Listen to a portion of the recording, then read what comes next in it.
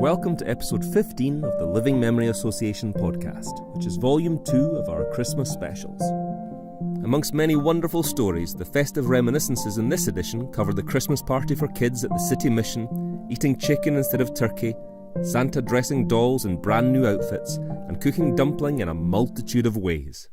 Back in time we go as the snow begins to fall. I don't remember anything special for Christmas lunch. Again, it was made do usually soup and maybe sausages. But what I do remember is for the poorer children in the tenements and in the city centre, now it's all gentrified, but then the tenements didn't have bathrooms in them. Sometimes didn't even have lighting in them. It was gas mantles. But I remember, I don't know if it was a Salvation, no, it was a City Mission, I think, in the Grass Market. They used to do, and I think it was a Christmas Day thing, they would put invitations out to the children that weren't going to get very much, and we would have like a Christmas celebration in this community hall or a church or something in the Grass Market. I can remember where it was. It was near where they used to hang people. It was at that end of the Grass Market, not the beehive end, but the far end just before you went up. And that was absolutely fabulous. They would get a magician or they'd get somebody in to do something. And we were sitting in rows. We were all sitting in rows. And really what we were waiting on was for the presents, because I don't remember ever getting presents at Christmas. But you didn't expect it, so it wasn't you felt deprived, you just didn't expect it. But then you did, with this City Mission thing, and every child got a prize. And I remember I got a doll, and I thought this doll was amazing. And we also got an orange and an apple and a wee box of chocolates, and it was Duncan's chocolates, because Duncan's factory was prominent. I don't know if Duncan's factory donated, they were small. There was maybe 4 or 5 chocolates in this wee box. Didn't they used to say Duncan's is a Scots word for chocolate? Ah yes, yeah. Oh, it was lovely chocolate. It was lovely chocolate. And we got and maybe Parisian or Paris or something. Parisian creams they used to do. Was it Parisian creams Duncan's did? Well, that's what I'm thinking. It was a wee dark box, and honestly, it was like as if you've got a huge big box of chocolates, but it was lucky if there was 5 chocolates in it. But it was a box of chocolates and a doll and an orange and an apple and the magician and singing. It was probably hymns it was, and I wasn't a Christian at that time.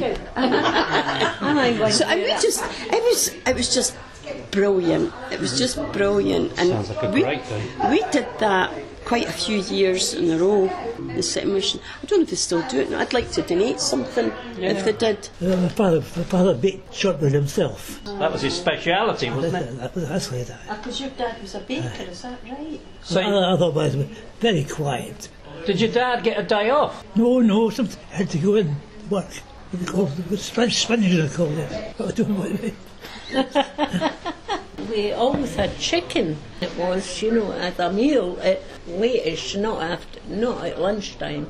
Chicken and the veggies, but it was only a wee chicken, between a lot of us, But you shared it out, No turkeys. So chicken was the luxury for... Yes, it was a luxury. And would that be when you were a child? So how many were in your family? 5 children, and the 2 adults. And I was going to say that there wasn't a lot of chicken to go round then. no, You couldn't get turkey because it was during the war, and you got like a chicken, and it was local chicken because it was the coal man used them. Uncle used to go and get them, and there's a good story about he brought it home, but he hadn't run its neck properly, and this thing come back to life and started running about the living room floor. and then you had your dumpling as well, your Christmas pudding. With all the coins in it, you had your wee coins, your threepenny bits or... Would there been any drink for the adults? Oh, the drunk. Scots always have drunk. We used to go, as kids, around and drain all the glasses. Really? Did you remember you used to leave out a wee thing with a cordial wine or something and a bit of something to eat for Santa Claus the night before? A mince pie or something. And that was, I got to put that out next to next to the chimney on the hearth for him coming down. So it was a wee something for Santa Claus, and then you went to your bed, and that was that. So and the crumbs all had to be left. That's right, because you saw it empty right morning. Yeah, used to leave the crumbs. What do you mean you used to leave the crumbs? What do you mean? I don't understand. Well, I done it for my kids, and that's what you What, done. you're saying Santa didn't do that? Oh. Well, Nowadays it's a carrot that they leave, but you didn't do that. For the reindeer. That's right, there's something for the reindeer too. That's right, yeah, I do remember that, yeah. And it would all be gone in the morning. Yeah, it'd be an empty plate and an empty glass there in the morning, just to prove well, that... of course it was gone. Although I remember one time my older brother bought me a doll out of Parker Stores, which is right across the road from us. We stayed opposite Parker Stores, you know. I always remember that, you know. The only present I ever got. I mind the dolls when we were young. They had the china head, the rag cloth doll. I mind it. We used to get them dressed every year. My mother used to make the clothes for the dolls. That was Santa, you know, dressed. We had to lay a doll out every year, you know, so that we'd get dressed up. What a nice idea. What was your best present at Christmas as a boy, John? Flying boat, but the foot fell off. Who was it again? It's that Bluebird man, you know, the aeroplane, you know, the Snyder Trophy thing. Oh yes, Supermarine, wasn't it? Supermarine, that's right. Yeah. Supermarine. But that was the one you remember particularly. With the float falling off. Foot fell off, aye. We used to get our stockings, you know, and you got your apple and orange and a bit of chocolate, and you also got a coin, you know, a shilling a bit, I think it was. And one year I got one saying Santa owes you a shilling. I like that. Oh, nice. What child wants an eye on you on Christmas morning? Did you ever get it? No. So what about Christmas for you, May? In Malawi, where it was hot. Yes, that's right, hot Christmas. Yes. But you got very traditional, yes, yeah. Maybe went to church, because it's very, very Church of Scotland in Malawi. Right, how bizarre. Well, David Livingstone got there first. Yes, Come on. Yeah. But Christmas was, it was just a very happy day. Can you remember any particular presents you got that you thought, this I got a doll called Stella. And was she called Stella when you got her, or did you call her Stella? I think I called her Stella, I don't know why. It's an unusual name. You never got much in the convent. Most of the times at the church, it was all about the church, you know, Christmas and New Year and all that sort of. Remember you said you learned about Jesus, it was all about...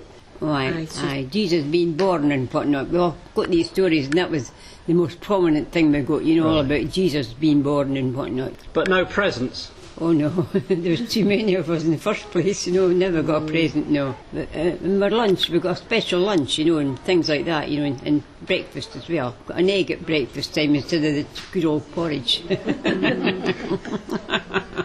Well, you got something then, at least. Oh, we had to get something, we wouldn't be living today, would it? No, that's true. That's true.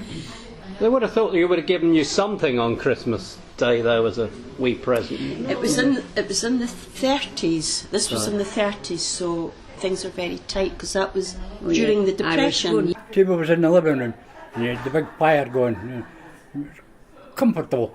And I tried to stay awake to see if Santa Claus was coming, and I got what I wanted. It was this massive big fort, and only once was it on the table, because once I got up in the morning, it was you play out in the hall with it, because they wanted the table back. And then I started buying soldiers with my pocket money.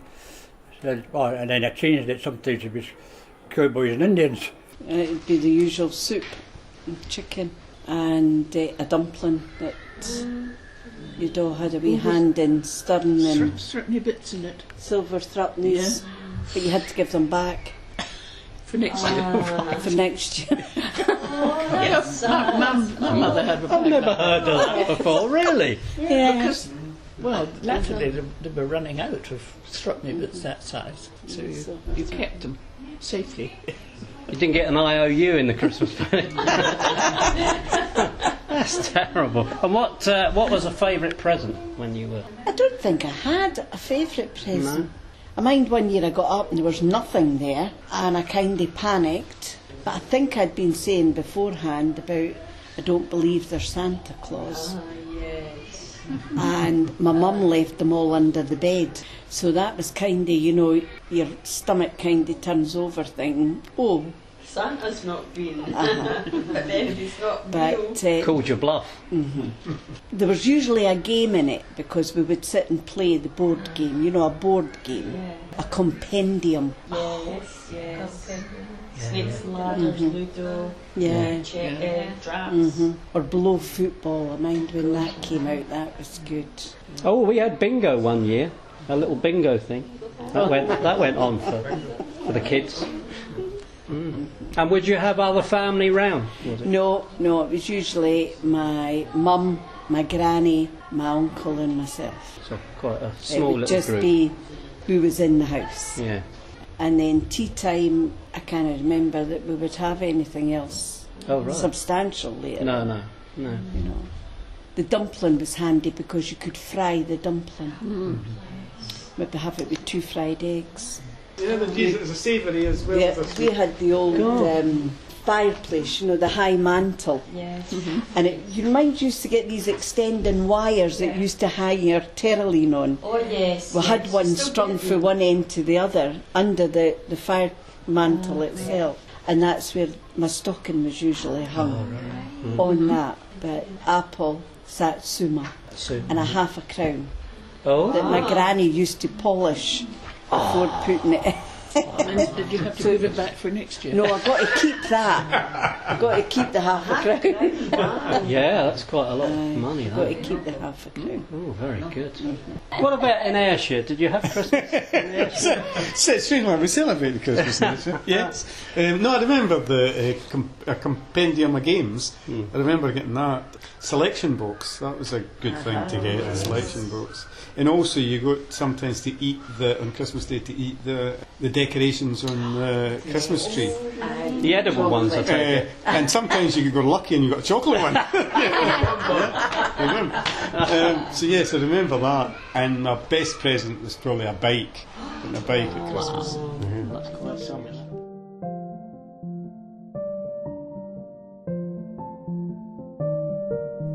Thank you so much to Maureen, Wynne, May, Rose, Helen, Evelyn, Stan and the 2 Johns for their fantastic Christmas memories. If you have a story to tell, please pop in and see us at the Little Shop of Memory in Ocean Terminal, Leith, or at our new branch in West Lothian at the Centre, Livingston. You can also follow us on Twitter at Thelma Scotland, catch up with our events on Facebook, or check out our wonderful videos and photos on our YouTube channel by searching for the Living Memory Association. Until next time, we bid you farewell and wish you a very Merry Christmas.